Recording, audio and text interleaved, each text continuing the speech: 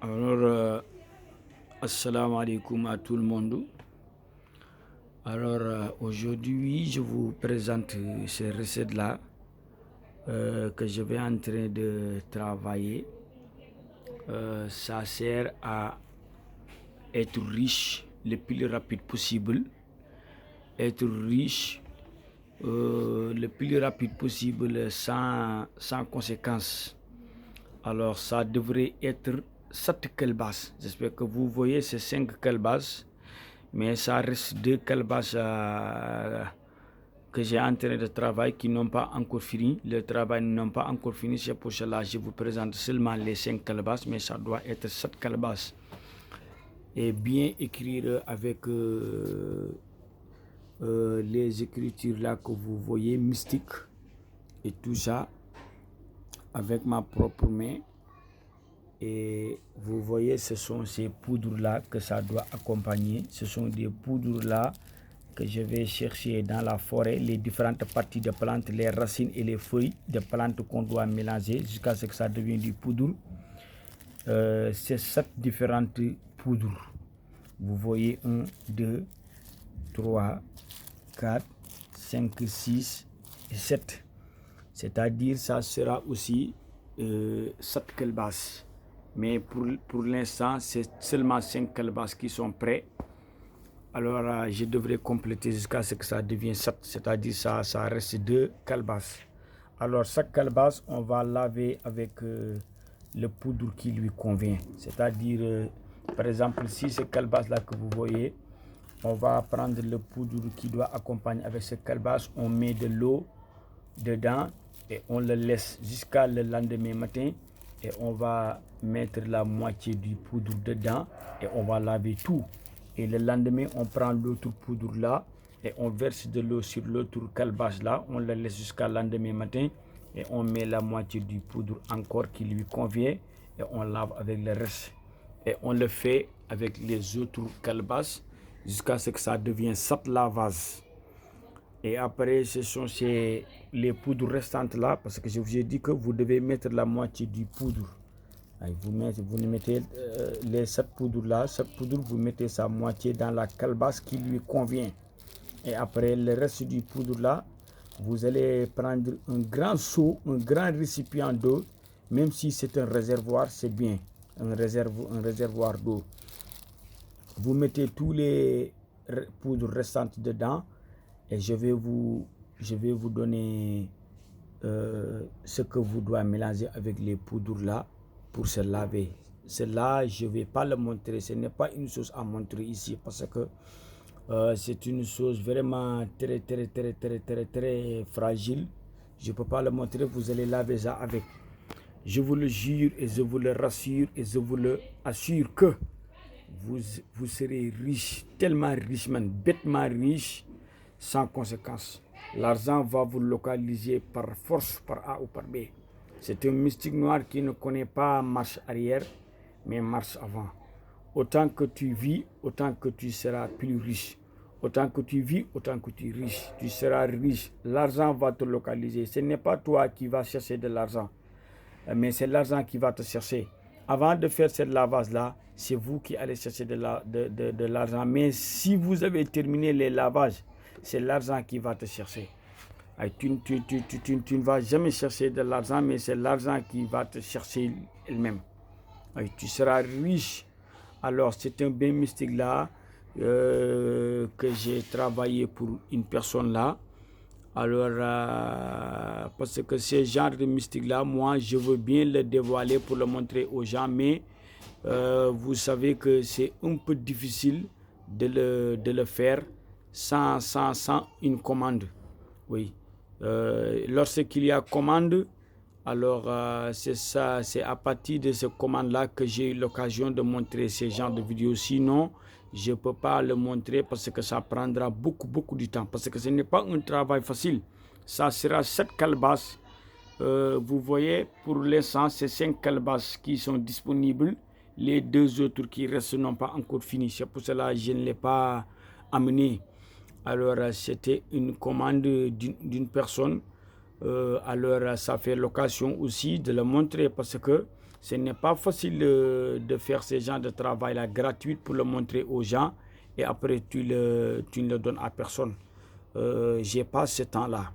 Alors, tout ce que je montre ici, c'est juste que lorsqu'une personne le fait une commande pour que je fasse le travail et je le montre aux gens et pour qu'ils savent de quoi j'ai fait et de quoi je travaille. Oui, c'était une commande, comme je vous le dis, et ça fait bien l'occasion de le montrer. Oui, parce que si je ne le montre pas, alors ça sera un peu difficile d'avoir une occasion comme ceci pour le montrer, parce que ce n'est pas aussi facile de prendre cette calebasse et et faire des écritures mystiques noires, parce que si vous le voyez, c'est un travail très dur même qui n'est pas facile. Et le fait d'écrire sur une calebasse dedans, ce n'est pas aussi facile à le faire. Et si tu ne te concentres pas bien, tu feras des erreurs.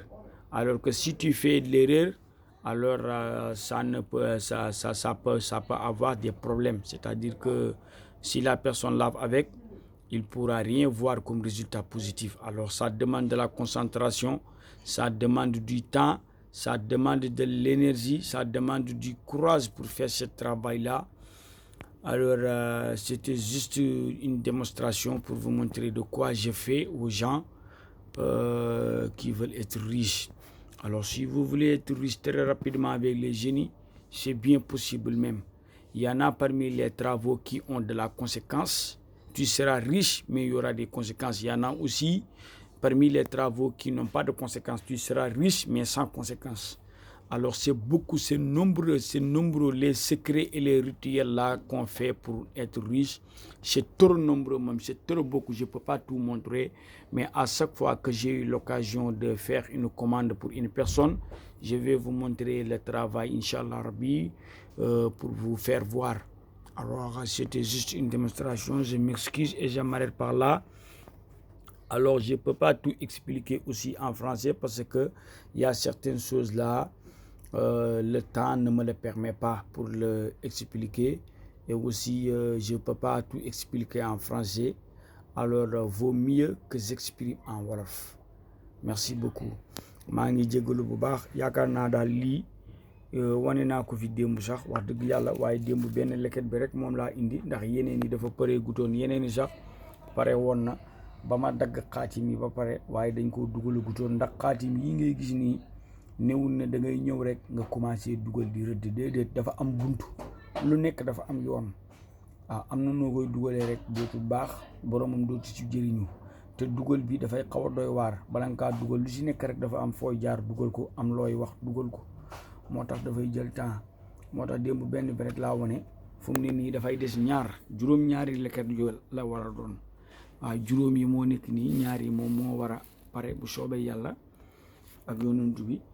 liggéey yi mel nii man duma ko mën a wane ndaxte nekkul loo xam ne damay toog rek créer ko ngir bëgg koo wan nit ñi il faut que rek mu am ñuy liggéeylu bu ko defee ma profité waale pour wane ko si nit ñi gis ko waaw bëri na ay moromam yu mel nii morom yi maanaam yu demee ni gàllaaj yu mel nii bëri na ay moromam waaye duma ko mën a wane si gratuit ndaxte doo jël sa temps yàq ko si ba pare ngir wane rek bu boobaa dafay jël sama temps tardé liggéey jàmbur yi ndax am na ñu may sant liggéey ñoo xam ne su ma bàyyee li ma leen di liggéeyal topp yenn yi nga xam ne pour wane vidéo rek la seen liggéey dana tardé te bu boobaa si man lay doon moo tax yu mel nii damay sabar di ko wane lool sax bu tombeek am ku koy liggéeylu rek ma def ko occasion daal di ko wane wàlle ñëpp gis ko xam lu mu doon moo nekk nii liggéey bu ma doon liggéey loola si juróom-ñaari leket yi juróom yi ñoo pareegu mu des ñaar yi juróomi rek ñoo pareegu mu des ñaari fu mu nekk nii ni nga koy gisee nii bu si nekk cangaayi boppam la sunguf yi lay àndal nit bi daal dafay joxe turam santam ak turu waajuru jigéenam ak sant waajuramu jigéenam bu ko defee maa dem si àll bi dagg ren yi mi àndal nag newul lu may wax juróom-ñaari reni garab yu bokkul la moo nekk ren bu si nekk rek ñu dagg ma gas ko ba soxla la ba jot la ma ca soxla dagg ko daal di teg moo nekk nii def ko sunguf boole ko secret yi mi àndal benn ñaar ñett ñeent juróom benn juróom ñaar fu mu ne nii leket yi juróom ñaar la war a doon leket bu nekk ak sunguf ba méngoowal comme na ma ko waxee démb rek moom lañ koy boolee sangu comme tey jii leket bii bu pare woon ba àgg ci boromam dama koy jox sunguf bi nga xam ne moo méngoo ak leket bii bu ci nekk rek ma wax ko fu mu nekk nii bu àggee dafay duy leket bi ndox ba mu fees rek mu bàyyi ko mu fanaan bu ko defee bu xëyee rek daal di xaaj sunguf bi daal di def si biir daal di sangoo denc beneen xaaj ba bés ba ca topp mu duy beneen leket ba ndox ba mu fees jël sunguf ba mu méngool xaaj ci digg bi def bu xëyee daal di sangu noonu la koy toppalantee ba juróom-ñaari fan yëpp mat bu matee nag bu ko defee juróom-ñaari ndesiti sunguf yi des dafay jéem a fexe mu ut kóll bu mag a mag boo xam ne mën na koo sang sax at ndax sangat bii néewut sangatu caaxaan kii wax naa démb bu ma ne bëri lekk amu alal taxut ma defal la ko waaye ñàkk taxut ma xañ la ko ndaxte balañ koo defal nit ki dañ lay xoolal ba pare xoolal la sa biddiw ba xam dëppoo na ba xam méngoo na ak gàllaaj gi bu méngoowee ak moom rek bu ko defee may la baax na mën naa la kaa liggéeyal ndax gàllaaj yi nii man xoolal naa si ay nit ba taay yi ne leen mënuma laa liggéeyal laa lay wax waaw boo ma forcé boo ma doon fay milliard sax du ma la ko liggéey dama naa laa liggéeyalu ma la ndax man su ma la liggéeyalee te méngoowut ak sa biddiw man xam naa la cay xaar xam naa la cay fekk te bu boobaa man maay nekk responsable ba waaw dëgg la yow yaa forcé pour ma defal la waaye loola cay fekk man la ndax man xam naa la ma gis lu mu doon ba ne la defaluma la kon su ma ne la baaxul rek bul def rek baal bul ci dëgërante ak man bopp nga seeti beneen yoon ndax yoon yi bëri na man ngaa am kaalis si yoon wu nekk yoon wii rek lañ wane waaye bëri na ay yoon waaye yooyu ñëwut yu may wane léegi ndaxte gisuma ku koy liggéeylu waaw su ma gisee ku koy liggéeylu daan naa ko liggéeylu sax waaye booba fekk na booba YouTube bi amagut man defaguma YouTube waaw daan naa ko liggéeylu waaye dafa nekk gàllaaj yoo xam ne néewut looy ñëw di ko bind di wane te amagoo koy liggéeylu bu boobaa dafay jël temps liggéey bu métti la waaw waaye daal néewul na ñëpp ñoo koy sangoo néewul na ñëpp ñoo ko war a am waaw nit bi daal bu ko waree am rek dañ koy xool ba gis bu ñu xoolee ba gis bu fekkee méngoo na ak ay mbiram ñooy la bisimilah méngoo na ak say mbir boo ko sangoowee da bal bi dana tàkk alal dina ñëw bu ko defee ñu liggéey bu fekkee méngoowul ñu ne la méngoowul nga ba dem seeti leneen ñu liggéeyal la leneen waaw moo nekk nii bu paree nag dana am sunguf bu mu àndal boo xam ne ca canga di mujj yi mooy juróom-ñaari sunguf yi ngay boole booba bugguma koo wane démb sax yaakaar naa wane naa ko waaye du ma ko fecc ndax la muy àndal du ma ko fecc di ko wane nit ñi di ko gis loolu mbindeef mu yàlla bind si kaw suuf muy doxee benn tànk wala ñaari tànk wala ñeenti tànk yàlla mbindeef mu bind mënu laa teree nga am alal man maa la wax loolu da nga buuba doyal ci alal man maa la wax loolu nga bañ a yaafuus bañ a des gannaaw ndax gàllaaj la goo xam ne boo ko sangoowee alal moo lay wër te jumtukaay yi nit di amee alal dañ lay wër rawxaan yi dañ lay bëgg rawxaan yi nga xam ne dañuy joxe alal man nañu la fekk nga toog sax mu ñëwee forme nit dénk la saagam ne la maa ngi ñëw nga mu dem nga gis mu nekk xaalis demal sa yoon bul ko fa xaar boo ko fa xaaree bu wàññeekoo bu ko jëlee da ngay ñàkk de dootoo am ndax moom soxlawul xaalis bi rawxaan la dangaa laal cangat goo xam ne daf koo bëgg da koy attiré si yow mu fekk la jox la alal ne la am waaw du la wax am ma may la nag téel ma la lay wax rek bu ko defee nag boo nekkee ku ñàkk fayda taxaw di ko fa xaar bu dépatee ba fekkaat la fa du koy daal di jël dem yoonam wala nga dox si mbedd ba dajee saak wala sa buntu kër nga ubbi mu def xaalis bu laajte boromam boo laajtee boromam boo koy laajtee balaa mat 5 minutes nga gis boromam kan moom lii damaa for nangam mu ñëw ba si kër ne la man maa ko moom nangam la def ak nangam te doo ko mën a weddi bu ko defee nga jox ko mu dem yow nga ñàkk bul laajte boromam jëlal nga dem sa yoon waaw ndax li nga laal ku ko laal ku nekk am xaalis amul demal ma ñëw sax amul sax di xaar suba ngoon mu neex mu naqari da ngay am ubbeeku rek ba ne yàmbalang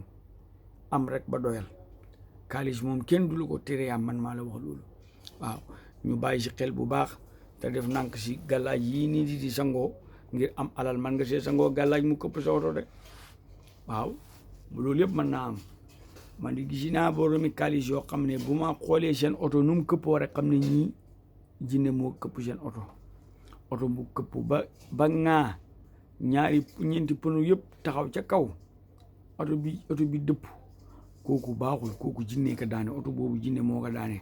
oto foo ko gisee mu këpp rek ba jaaxaan pneu yi nekk sa kaw loolu jinne ko daane.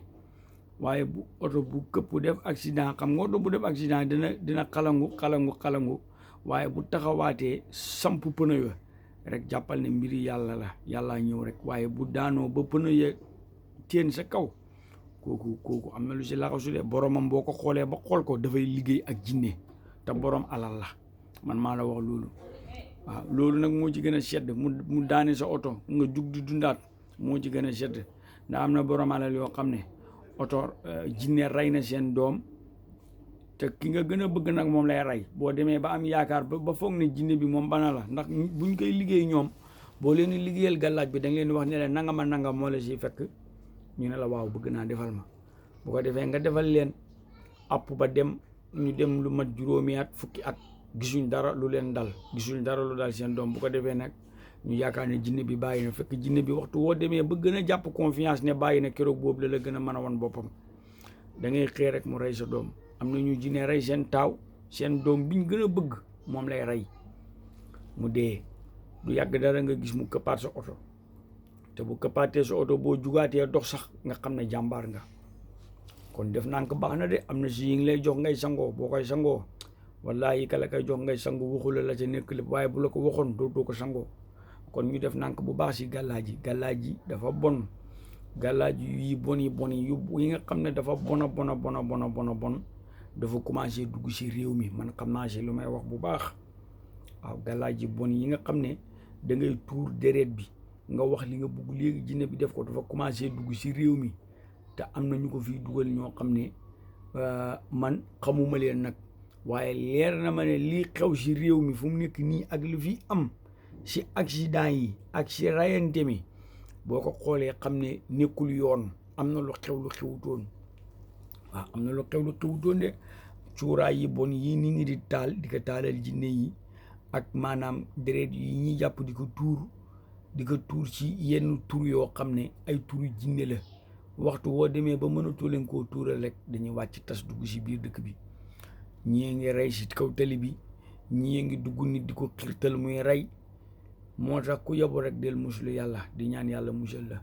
bi ci gën nag mooy na nga jéem a fexe nga ut cuuraay bii moom dañ koy wax ñëpp dem uti ji ko jëriñu si. na nga fexe nga ut xobi ngi gis na nga ko ut. xobi ngi gis boo ko utee nga boole ko ak xobi sump, aka baax ci seytaane, aka baax si jinne, fu nga ko fekk du doy. xobi ngi gis ak xobi sump moom ngay boole nga sàjj ko ba mu baax, nga weer ko si naaj bi bàyyi ko ba mu wow, nga def ko cuuraay. waaw na nga ko def cuuraay de. moom nag boo koy def da ngay bàyyi bañ julli timis ba pare, buñ jullee timis ba pare nga daal di si cof rek boyal ànd bi ba mu baax rek nga sotti si rek nga cuuraay kër gi yëpp. boobu fu mu fekk jinne bu bon dafay daw génn kër gi, te du man si njaboot gi dara, ñëpp lay baax. ñoo ngi fi de wallaahi azim, jinne yi bon yi ñu ngi fii di solu nit ñi di leen def loolu bon. ñii ñu jàpp leen mënuñoo am doom. bu fekkee jigéen la mu lal sa biti du njurukaay téye ko doo am doom. ñi nga xamante ne nii mënu leen a rey mu jàpp leen di leen sëyloo si géwéntu, mooy nekk faru rab. wallaahi azim niñ feesee si dëkk bi dafa doy waar. ñii mu jàpp leen di tàngal seen xol, xirtal leen si def lu bon. kenn mënul wax lépp ndax liggéey yu bon yii nit ñi di liggéey fii si Sénégal dafay commencé dëkk. liggéey yi nga xam ne Inde nga ko daan dégg, nga xam ne ñoom xërëm ñoo ca toog. waaw man dem na ma ba Inde, xam naa bu baax li may wax. gis nga Inde wallaahi lazim ku leen gën a yées ci defar gàllaaj gu bon yàlla sakk ko. waaw amu nañ xam-xam de, niwul xam-xamu alquran, waaye xam-xamu chiffre lañ am. chiffre mystique dafa am na de. chiffre mystique ak am. waaw chiffre mystique dafa am si calcul bu gaaw yàqal la si, def la si lu bon. man dem naa fa, xam naa bu baax lañ capable ak lañ capable. ndax du ma gisee yenn nit ñu toog di wax damay xam ne ñii dafa am luñ mosee siin, luñ fa mos loo xam ne moom lañ indi fii. ñu def si nànk bu baax. wallahi la azim buñ si deful nànk du baax de waaye cuuraay bii may wax daa ko mën a takkoo nga ut ko dee ko def na nga ut xobi ngi gis nga boole ko ak xobi sump nga sàjj ko bàyyi ko ba mu wow nga def ko cuuraay gannaaw boo julee timis ba pare rek booyal ànd bi rek teg waaw ku ko man daal dee ko def baax na lool wasalaamaaleykum wa rahmatullah